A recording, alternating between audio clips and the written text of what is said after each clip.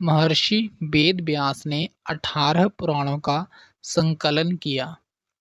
इनमें से 3 पुराण श्रीमद् भागवत महापुराण, विष्णु पुराण और गरुड़ पुराण को कलिकाल में महत्वपूर्ण माना गया है। इन तीनों पुराणों में भी गरुड़ पुराण का महत्व अधिक है। गरुड़ पुराण हिंदू धर्म के 18 पवित्र पुराणों में से वैष्णव संप्रदाय से संबंधित एक महापुराण है।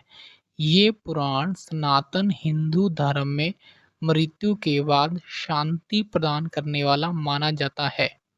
भगवान श्री हरि विष्णु को इस पुराण के अधिष्ठित देव माना जाता है। इसलिए ये पुराण वैष्णव पुराण है। गरुड़ पुराण को हिंदू धर्म में मृत्यु के बाद श्रवण करने का प्रावधान है। गरुड़ पुराण कहता है कि मनुष्य के कर्मों का फल मनुष्य को जीवन में तो मिलता है, परंतु मनुष्य के मृत्यु के बाद भी कर्मों का फल मिलता है। इसलिए कर्मों के ज्ञान को प्राप्त करने के लिए हिंदू धर्म में किसी मनुष्य के मृत्यु के बाद मृतक को गरुड़ पुराण का श्रवण कराने से मृतक को जन्म मृत्यु से जुड़े सभी सत्य का ज्ञान जान सकता है।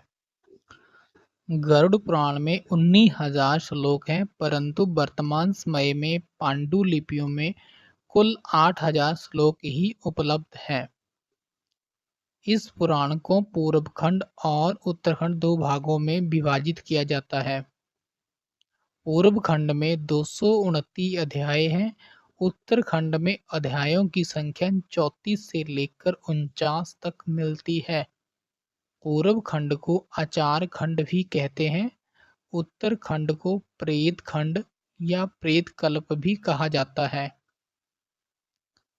गरुड़ पुराण की 90% सामग्री पूर्व खंड में है और 10% सामग्री उत्तरखंड में है।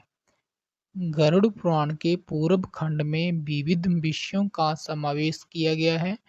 इसमें जीव और जीवन से संबंधित कथाएं हैं। प्रेत खंड में मुख्य मनुष्य के मृत्यु बाद जीव की गति और उससे जुड़े हुए कर्मों से संबंधित कथाएं हैं।